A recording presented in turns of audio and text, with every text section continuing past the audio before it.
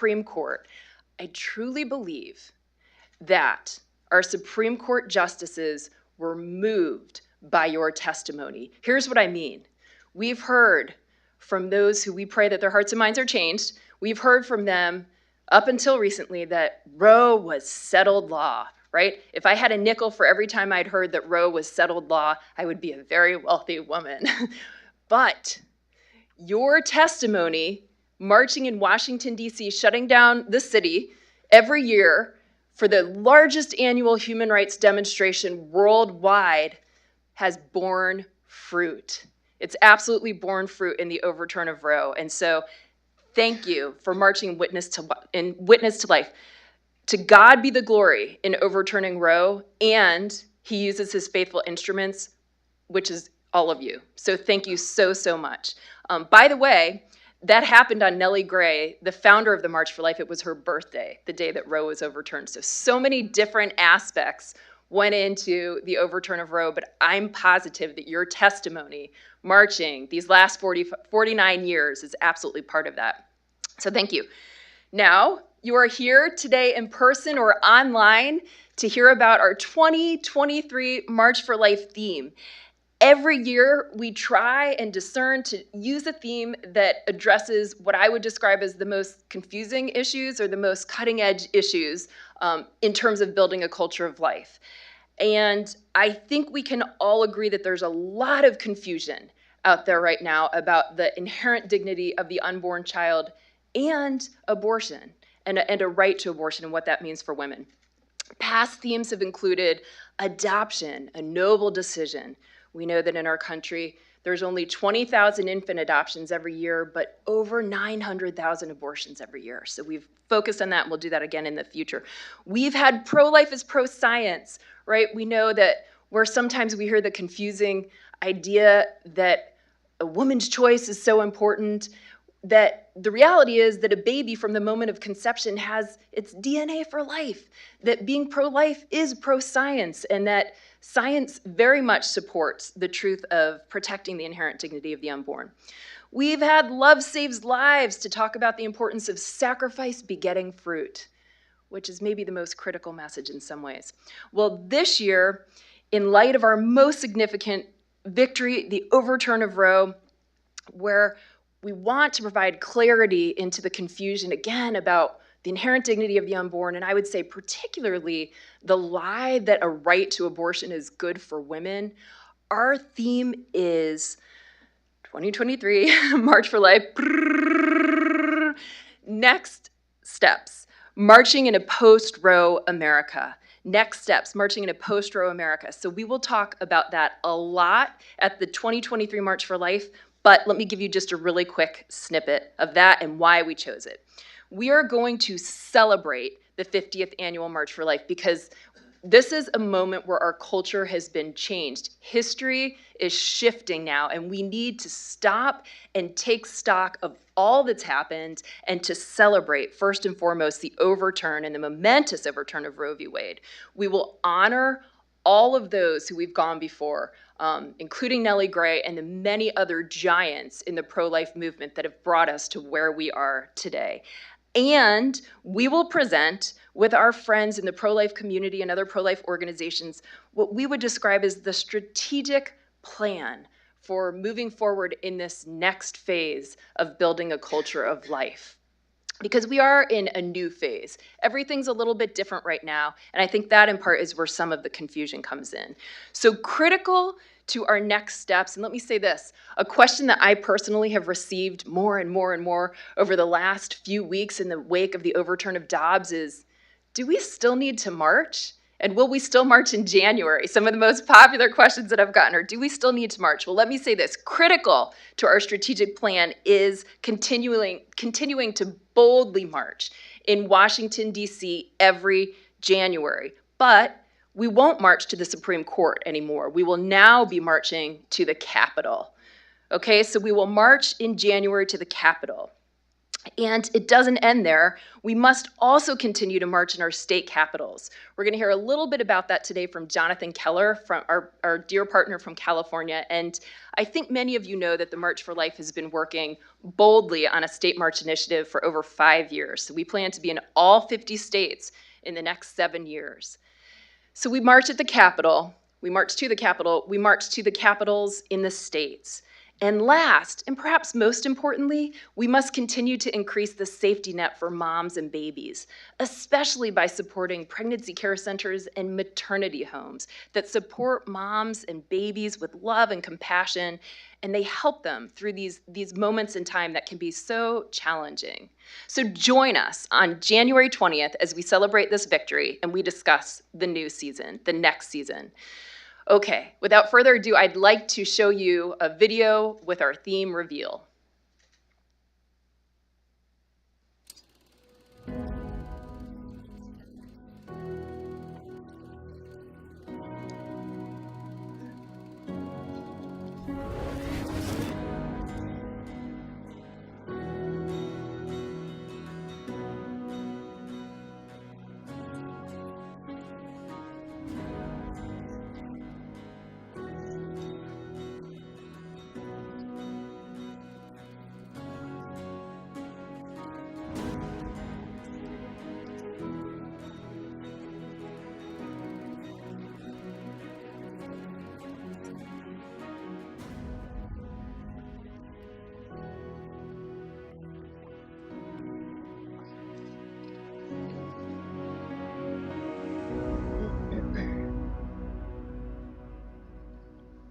Next steps, marching in a post-Roe America.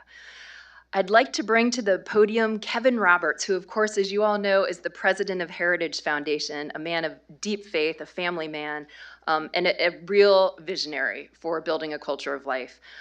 Dr. Roberts has a PhD from the University of Texas in American history. Before becoming president of the Heritage Foundation, he served as the chief executive officer of the Texas Public Policy Foundation in Austin. He's also served as president of Wyoming Catholic College from 2013 to 2016, and I personally just greatly admire and am so grateful for Dr. Roberts. So thank you, Kevin.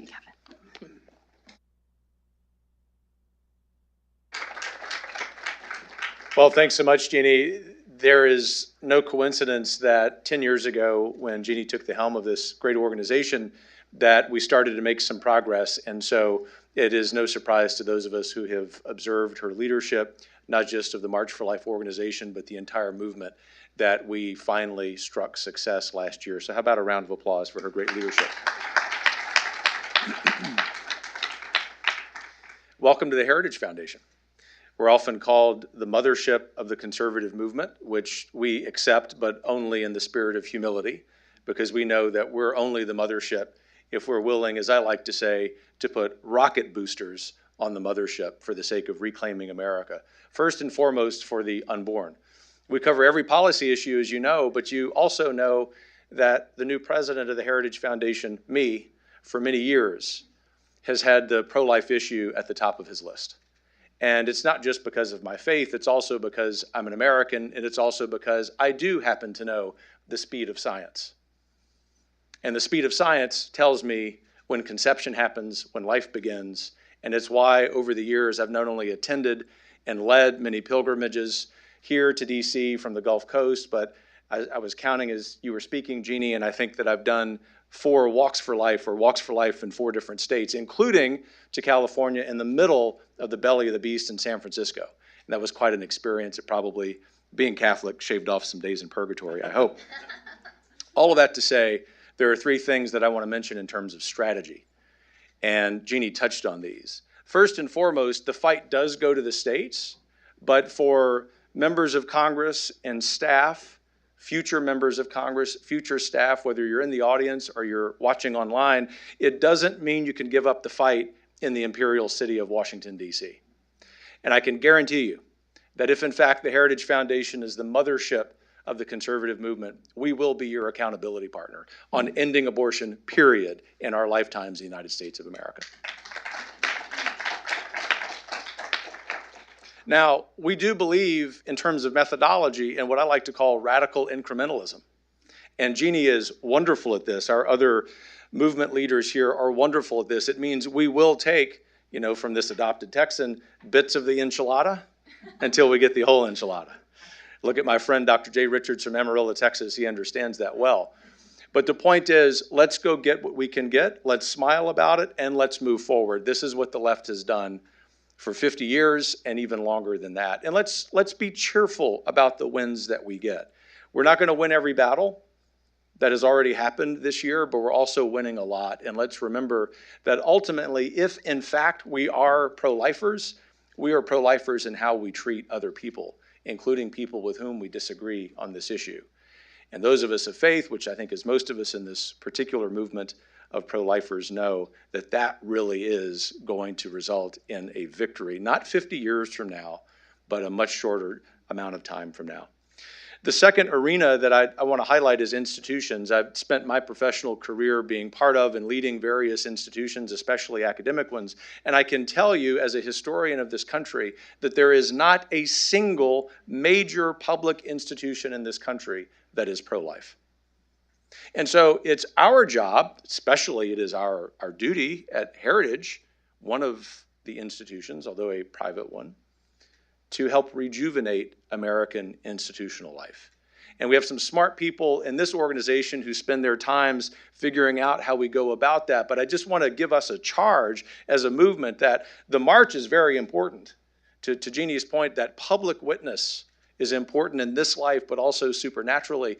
It is, however, also very important to be leaning into those institutions that are salvageable, and that also for those institutions that are too far gone, to kick them into either ocean and tell them goodbye.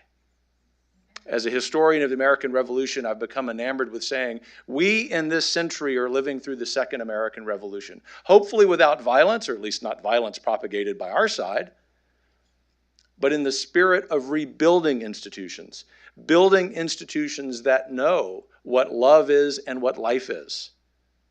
And then the third arena, as if that job is easy, is our daily lives. That we sanctify what we do every minute of every day, at work, at home, with people, especially with whom we disagree. We treat them exquisitely. And what that does, to go a little Aristotelian on you here, is to build stronger families, stronger neighborhoods, stronger communities, and ultimately stronger cities, states, and republics.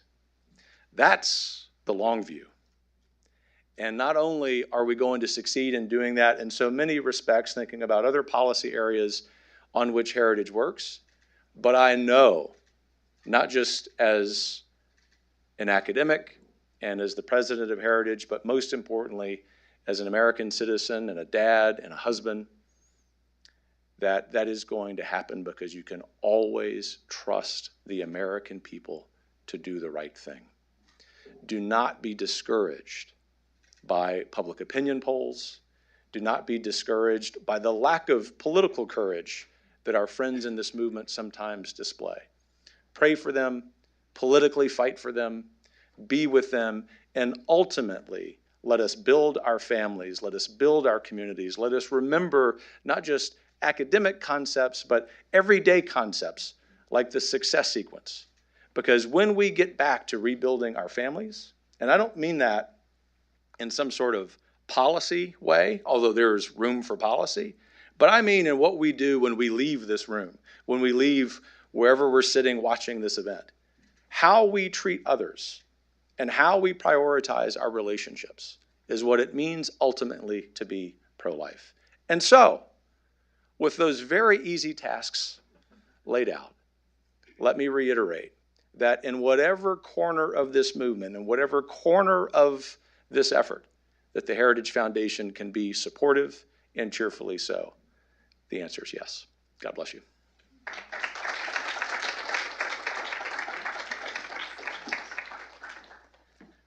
Wow, I am very moved, Dr. Roberts. Thank you so much. He is speaking to my heart very much because that is the heart of everything, what we're talking about. And Before I introduce our next speaker, I want to just say again, our enemy, it's not Planned Parenthood, it's not the abortion lobby, it's not even pro-abortion politicians.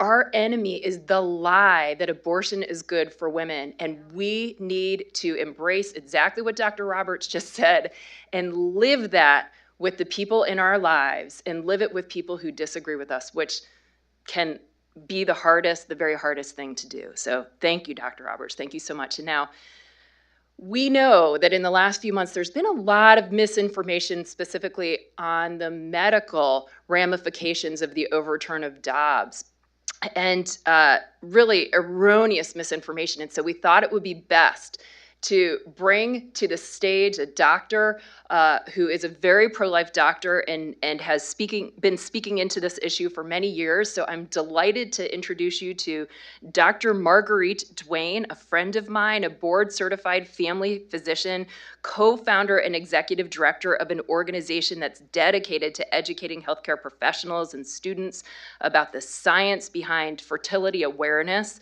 She's an associate professor at Georgetown University, a founder of Modern Mobile Medicine, a direct primary care house call-based practice serving patients in DC. Her resume goes on and on and on. She formerly was the medical director of the Spanish Catholic Center of Catholic Charities, a community nonprofit. She really walks the walk and serves the poor and has just a beautiful understanding of what we're talking about here today. So without further ado, Dr. Marguerite Duane. Good morning. I'm going to share some slides. Dr. Roberts spoke about building an army, and Jeannie shared the mission to the next steps are to march forward. I am here to arm you with information and talk about the importance of using accurate language and facts to separate from the fiction that is being disseminated by the other side. I want to preface this by saying I am here as a physician, and as a physician, I took a Hippocratic oath, the Hippocratic oath. I actually traveled to Greece, to the island of Kos, to the temple of Asclepius, where Hippocrates first administered the oath. And I took that oath, both in English and in Greek. And the Hippocratic oath specifically says, many people think, oh, the Hippocratic oath means do no harm.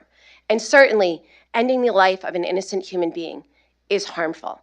But the Hippocratic oath goes further, and it specifically says, I will not give to any woman a pessary, meaning a drug or device, to cause an abortion.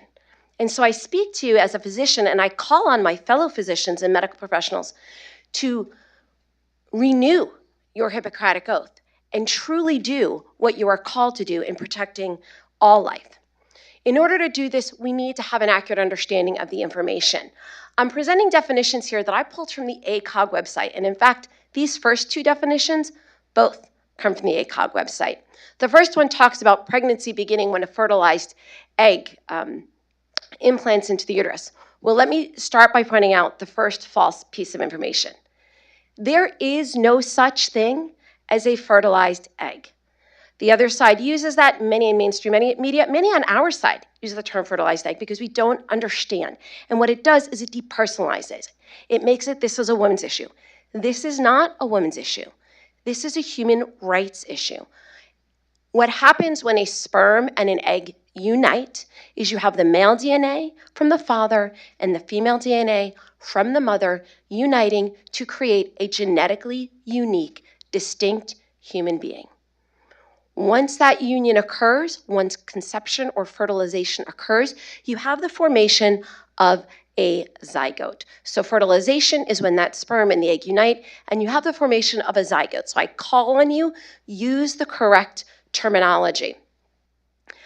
Once the zygote is formed, it begins to divide, rapidly beginning its journey of life, rapidly growing. And it actually takes about 5 to 7 days, sometimes up to 9 days, for that newly formed human to travel from the distal fallopian tube to implant into the uterine lining. Now, in 1965, ACOG, the American College of Obstetricians and Gynecologists, redefined pregnancy, saying that pregnancy begins at implantation. Well, you can call pregnancy whatever you want, but the life, the new human life, begins at that moment of fertilization, a full 5 to 7 days before implantation, which is what ACOG and many on the other side use to define the beginning of pregnancy. This picture is really designed to show what I just described in words. Some people are very much more visual learners. I can't really show from my slide, but you can see when all of those sperm are reaching that egg, within 24 hours, one of those sperm will penetrate and you have an immediate reaction where it forms that genetically unique human being and you have that formation of the zygote. And you can see on the slide that newly formed human rapidly beginning its journey of growth as it begins its journey to implant into the uterine lining. Now, unfortunately, medicine is not perfect. Life is not perfect. Sometimes that newly formed human zygote or blastocyst will implant elsewhere. It will not implant into the uterine lining. It may implant into the fallopian tube. It may travel out of the fallopian tube and implant into the abdominal cavity. And when that happens, you get what is called an ectopic pregnancy. You've probably heard a lot in the last few months. These laws to overturn Roe are going to allow women who are experiencing ectopic pregnancy to die. This is going to cause women to lose their lives. This is simply false. As a physician, I treat ectopic pregnancies. When a woman experiences an ectopic pregnancy, that newly formed human being, as it's growing, will not be able to sustain itself in the distal fallopian tube or in other parts of the body. It is simply not going to be a viable pregnancy. It is heartbreaking. It is tragic. I got a call 2 weeks ago on a Sunday afternoon from a woman active in this movement whose sister was in the emergency room facing an ectopic pregnancy. This is devastating because this is the loss of that child. As a physician, I do my very best to save every life, but the reality is our patients will die, and sometimes far sooner. With an ectopic pregnancy, it is the right and moral thing to treat the woman. And what that treatment requires is the removal of the pregnancy. When it implants into the fallopian tube, it's also often because the tube is diseased. And so you can remove it by removing that section of the tube. And as physicians, we are able to do that. And there are no laws that prohibit appropriate medical treatment. Miscarriage, we hear this too. Women are going to suffer. They're going to be forced to carry their dead babies, and they'll actually sometimes use that term, or the dead fetus, and we're going to allow these women to die. This is simply not true. And I just want to pause for a moment. For those of you who are not aware, October marks Pregnancy and Infant Loss Awareness Month. October 15th is World Remembrance Day for Pregnancy and Infant Loss Awareness Month. We are all here fighting for those unborn who have yet to be born, but miscarriage is a significant loss of life. 15 to 20% of pregnancies will end in miscarriage. Sometimes what happens with a miscarriage is that the woman, with the baby, the embryo, the fetus, depending on the stage of life, I always like to use the appropriate medical terminology, the heart may stop. And at that point, there is nothing that we can do. The normal course of action is that woman's body will be either begin to resorb that or expel the remains of that pregnancy. But sometimes that doesn't happen. And yet as physicians, we can treat that. I had a patient miscarry in August. I talked to her about all of her options in terms of what we could offer her. She came to me because she's like, I know, Dr. Duane, you're going to give me care that's not only life-affirming, but affirms my role as a mother to this child. So we need to recognize the humanity of the human life and recognize that medical treatment of conditions is not a violation of law. And treating a miscarriage or treating ectopic pregnancy is not going to result in physicians being arrested. Since Roe, I have treated miscarriage. I have advised on the management of ectopic pregnancy. I'm still fully licensed to practice medicine. So it is simply a lie to say that we cannot provide appropriate medical care. I can't say all the definitions, and I don't remember everything else I put up there, but I think I talked about missed abortion, which is what happens when the pregnancy is not fully formed. So again, treatment of ectopic pregnancy is not the same as an induced abortion. My husband's also a family physician. We once taught a course at Georgetown on Civil War medicine. That may seem an odd topic, but one of the most common treatments that doctors employed then is they would cut off a patient's leg. If I said to you, I've just cut off somebody's leg, you would say, I should arrest you for assault. But if the leg was diseased and going to lead to the death of that person, that is appropriate medical treatment. With an induced abortion, the purpose is to end the life, to stop the heartbeat of that unborn child. With an ectopic pregnancy, more than 90% of the time that embryo, that fetus has already passed. The heart has already stopped. And the goal is to remove the remains to save the life of the mother. Again, miscarriage management is also not an abortion. And it's interesting, I highlight here, and again, this is from ACOG's website, they speak about you can appropriately manage it when there is an absence of fetal heart activity. I put that phrase in there, and again, I took this directly from the website of ACOG, because right now we're hearing how, well, it's not really a heartbeat, right? How many of you have heard that? I can say without a doubt, I have done ultrasounds on women who are 6 weeks along, and I have watched and I have heard that heartbeat, which, yes, is electrical cardiac activity, same as your heartbeat. So they can use the euphemisms, they can change the language, but in fact, at 6 weeks gestation, you have the formation and the function of the earliest human heart that you can hear and see. With miscarriage, there are different approaches to treatment. Expectant management is simply watching and waiting, and sometimes that is the appropriate course of action. It gives that couple, that family, the time to process their loss.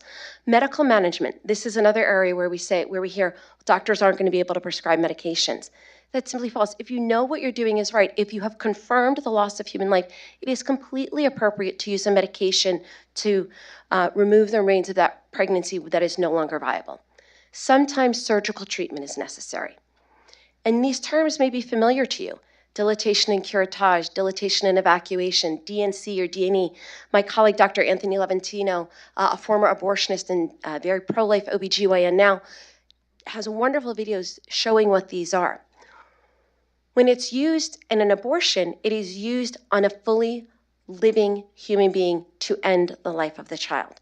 When it is used to manage a miscarriage, it is used after we have confirmed the loss of life to remove the remnants of that pregnancy.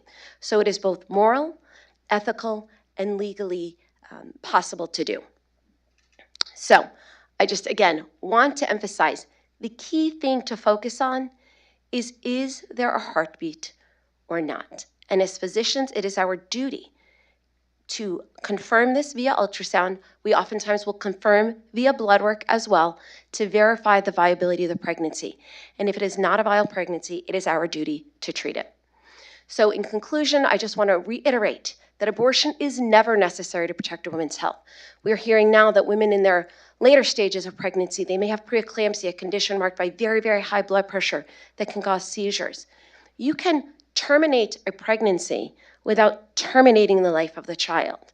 Inducing labor at 28 or 30 or 32 weeks will end the pregnancy, but it will hopefully result in the live birth of the child. So again, as a physician, I am caring for two patients, the mother and the child, and we always must keep both of them at the forefront in caring for their health. So again, I cannot emphasize enough how important language is. Understand the terms. I'm happy to make these slides available. I link to the websites where I pulled all of these definitions. And again, sometimes I think it's most powerful to fight with the words that they use, to point out this is what you say, that a miscarriage is when you no longer confirm fetal cardiac activity or fetal heart activity. So understand the language, be empowered with this information so each and every one of you can go forward in this post-war America, marching fully armed to continue to combat the lies and misinformation. Thank you. Thank you, Dr. Duane. Fantastic, as always. Thank you so much. So next, I'd like to introduce you to my friend, Jonathan Keller. Jonathan flew in from California last night to be able to speak to you all today. He's the president and CEO of California Family Council, the official state partner of Focus on the Family, Alliance Defending Freedom, Family Research Council, and the California Southern Baptist Convention. He works to promote the dignity of life, strong marriages and families, robust religious liberty through California's church, capital, and culture.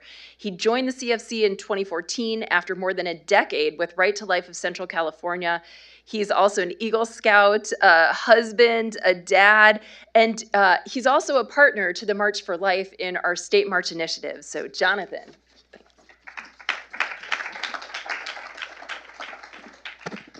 Well, hello, everybody. It's great to be with you, both those of you in person and those watching online.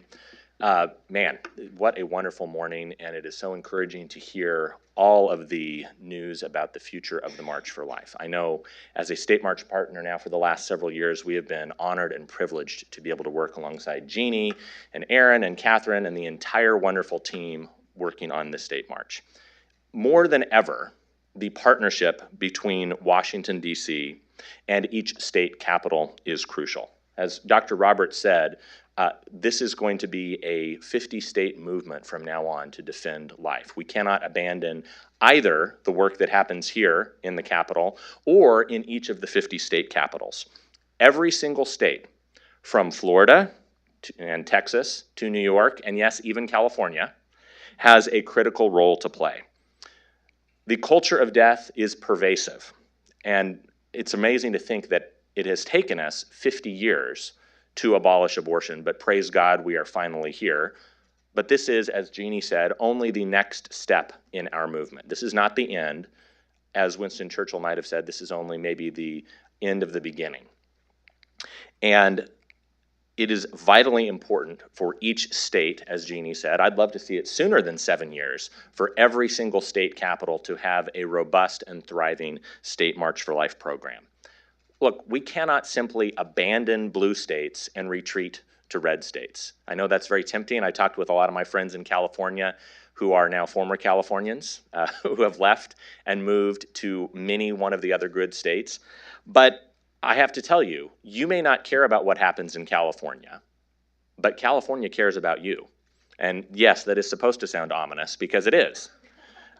Governor Gavin Newsom and our legislators in the state of California are not content to simply allow the rest of the country to become pro-life. They're not content to allow even nationally our nation to become pro-life. They are fighting tooth and nail to preserve and even expand abortion through a beachhead in the state of California and in other blue states. Let me give you an example of this. Before the Dobbs v. Jackson decision was even argued at the United States Supreme Court, Governor Gavin Newsom and a group of 40 local, state, and national organizations in California put together something called the Future of Abortion Council.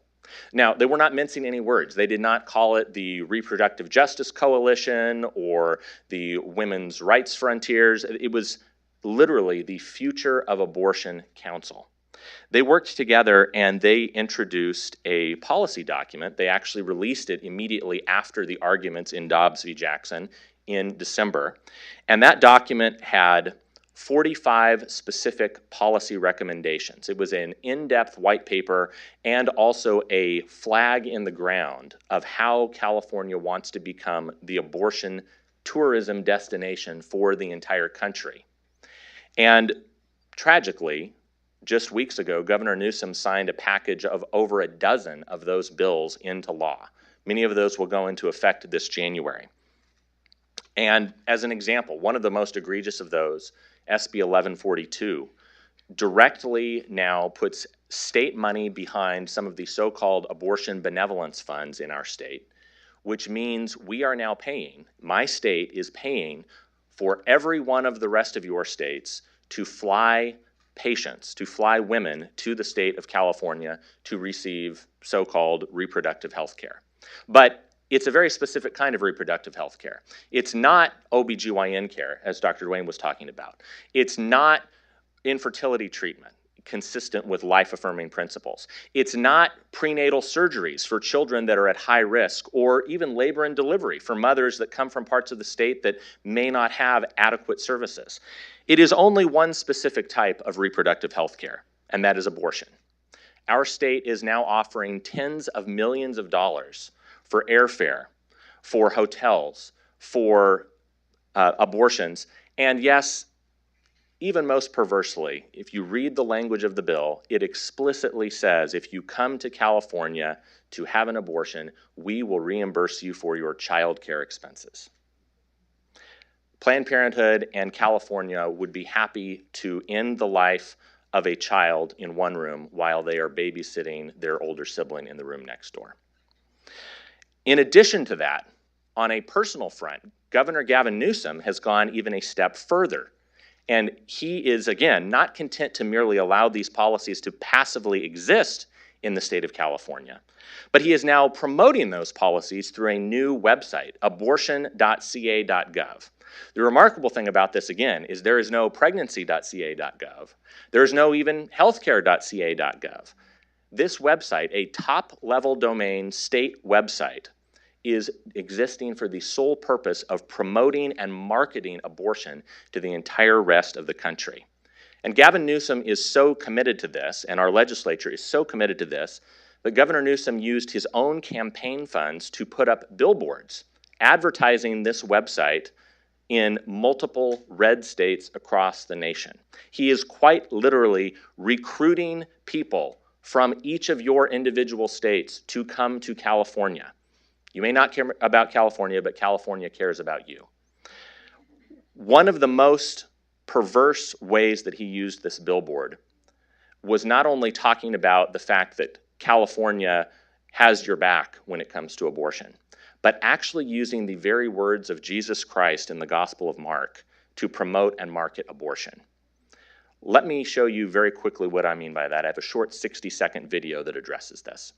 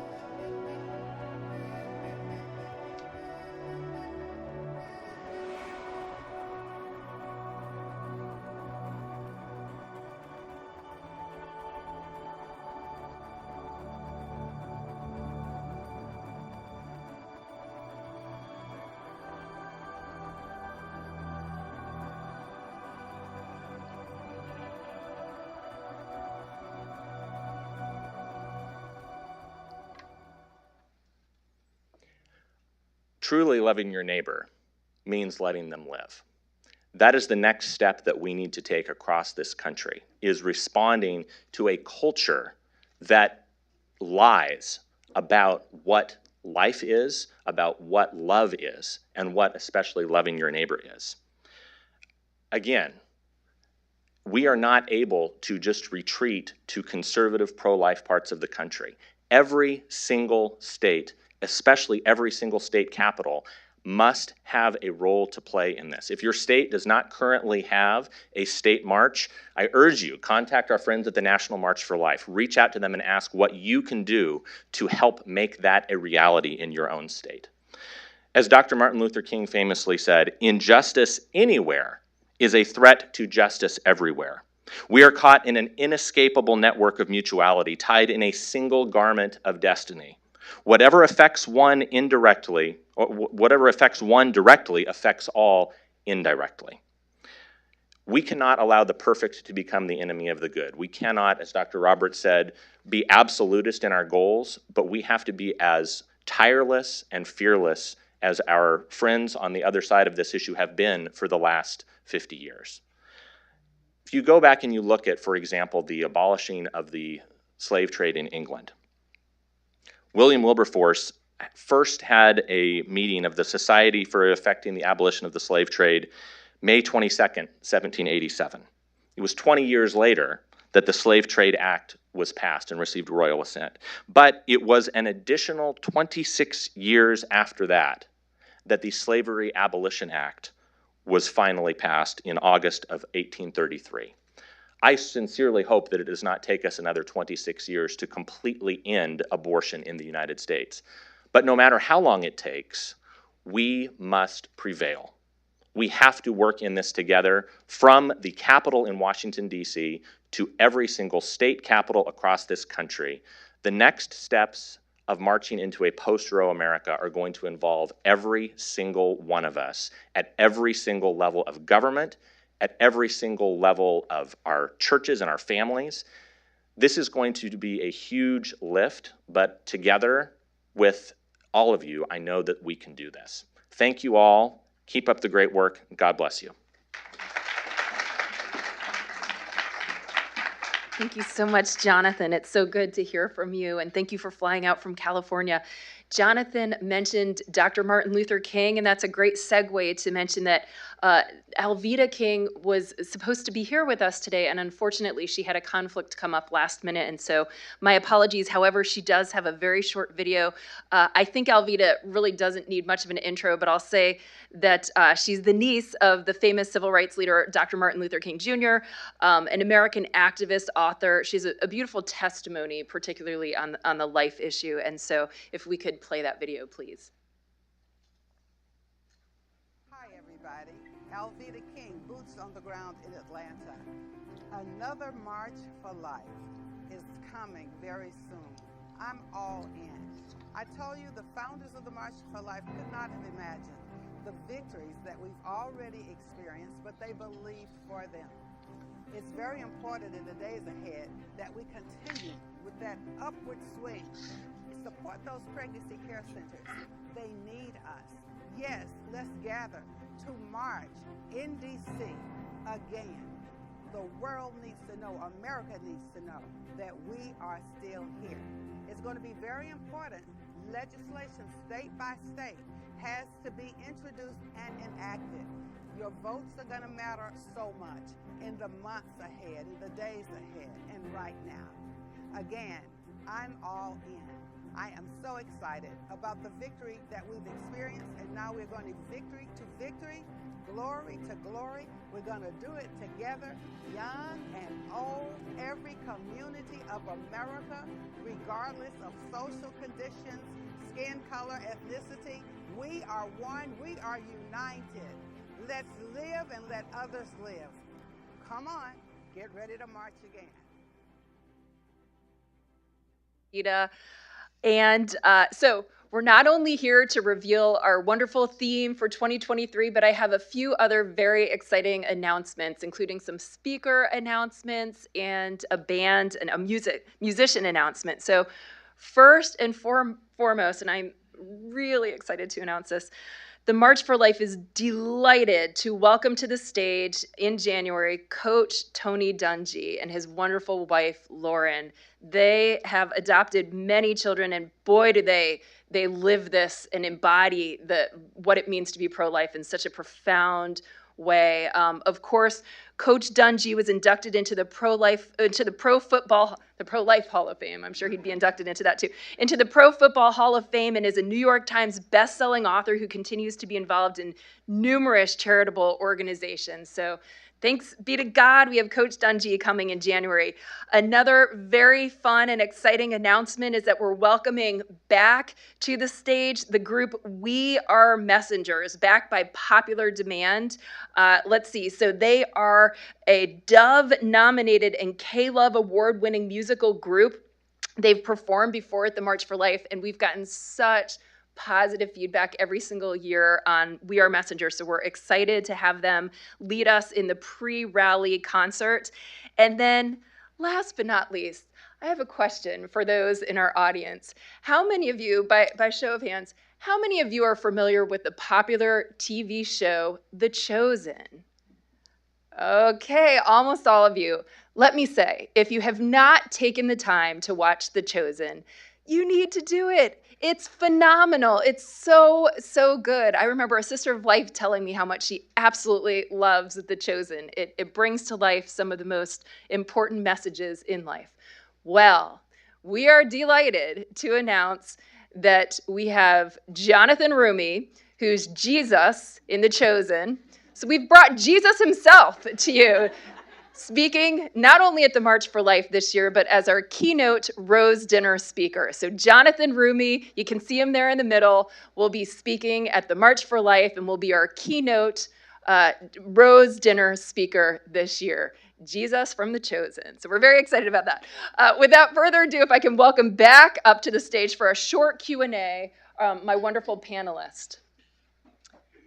And Dr. Robert, she'll be right here.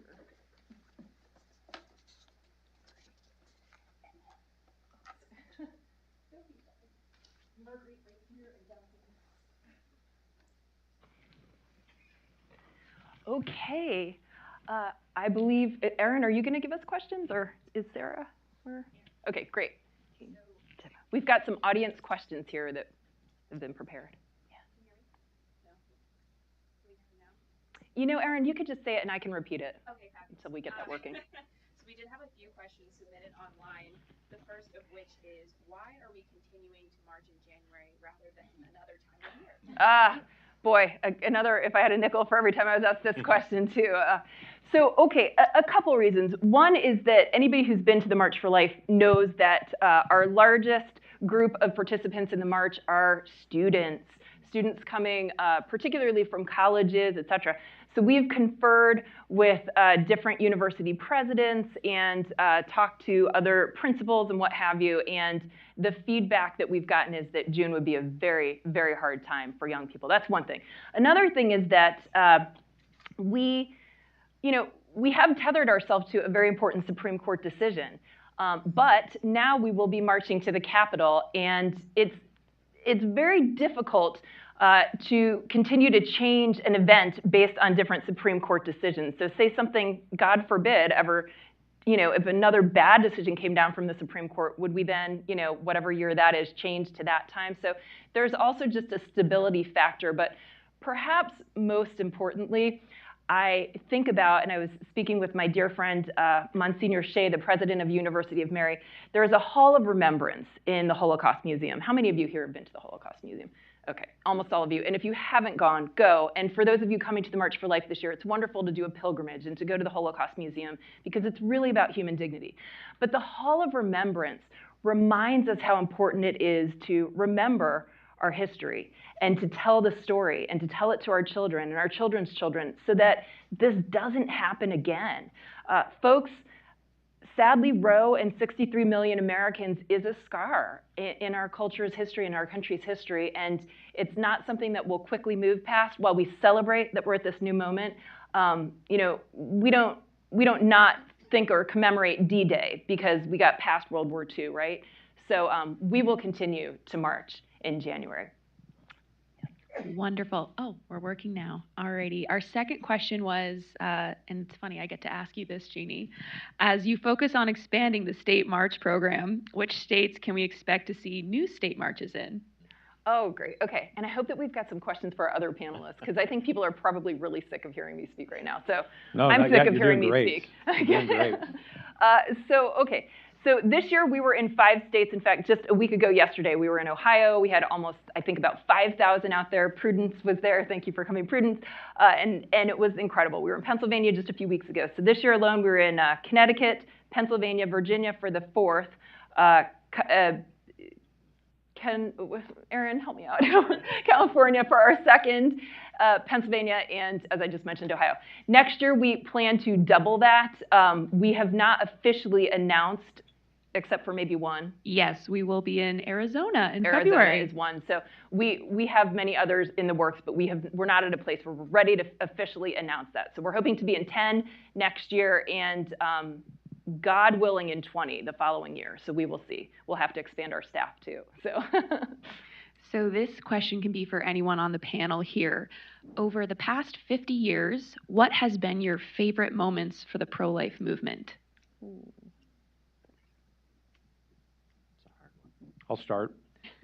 I'll be brief so other panelists can jump in here. I've told this story in this auditorium before, but not necessarily with this audience. One of the pilgrimages I led with the school that I started in Louisiana, we come up to, we're at the end of the march, we're almost at the Supreme Court, and there was a young 8th or 9th grader, African-American woman, who, by the way, was attending our school because of school choice laws in Louisiana, so remember that while we're here at Heritage. And she said, Dr. Roberts, as we look back at the march, that was the custom of our school, looking downhill at 1 million people there. She said, how quickly do you think Roe will be overturned? And I turned to her and I said, Tiana, in your lifetime, but not mine. And she said, why are you such a pessimist? She was right. And I had tears in my eyes for many reasons a few months ago, as we all did, but thinking about Tiana and how right she was. And it's that optimism that I think really does inspire the next phase of the work we have to do. Thank you, Dr. Roberts. I would just say, if I could, one thing that's been interesting for me, I don't know if I could place it as a specific moment, but maybe a continuum. I got to attend my very first March for Life in 2001. I think I've told this to you, Jeannie.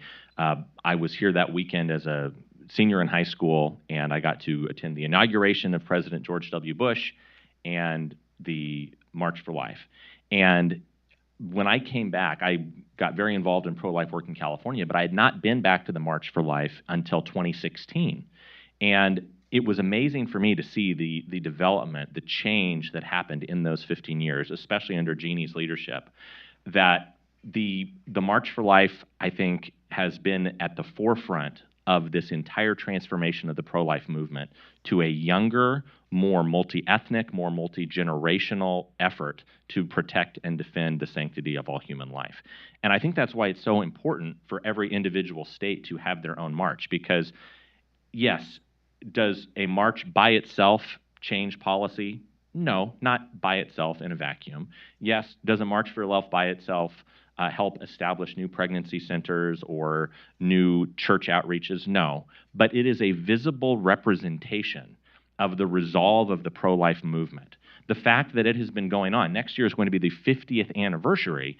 I think that's why, for me, it's hard to pick a single most encouraging or most exciting thing for the pro-life movement, because the March for Life is actually that representation every year. It's a culmination of all the efforts and all of the hard work of pro-lifers across the country.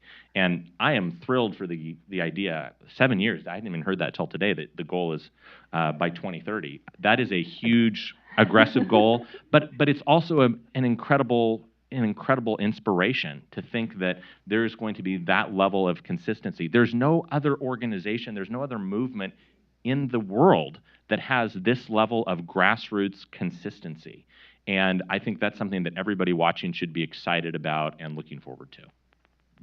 I would agree. I think there's so many moments, but for me, a very recent moment that was poignant was December 1st last year, when I stood in my white coat with many, many other physicians from the American Association of Pro-Life OBGYNs to the Catholic Medical Association, and together we formed a line on either side so that the lawyers who were at the Supreme Court making the case could walk through knowing that they were fully supported by physicians and other medical professionals. And it was beautiful because of the unity. I mean, the other side works to divide us. And I think, and I call on my physician colleagues and my medical professional colleagues out there, be united. And when you feel alone, and practicing in Washington, D.C. and caring for patients in Washington, D.C., you can feel very isolated as a pro-life physician. But I encourage my colleagues to not be afraid. Join the Physician for Life interest group within the American Academy of Family Physicians or the American College of Pediatricians or these other organizations that are fighting for the dignity of human life at every stage. So feeling that unity and being able to lift up the lawyers before they, when they were returning from the arguments, it was so encouraging to be a part of that. And again, I'm grateful to my colleagues at CMA and APLOG and other organizations, and encourage medical professionals to join. That's so great. That was a powerful moment, very powerful. I remember it well too. Aaron, do we have another question? I'm not sure if we have time. Oh, we don't have time for another question. Okay, we have a hard stop here. So let me just say another note of gratitude to my wonderful panelists. Thank you all for making time. I know you're all very busy. Thank you for making time for this today. It's just been phenomenal from my perspective to hear from you. Thank you to all of you who are here today, to all of you who are watching online, and we will see you on January 20th. God bless.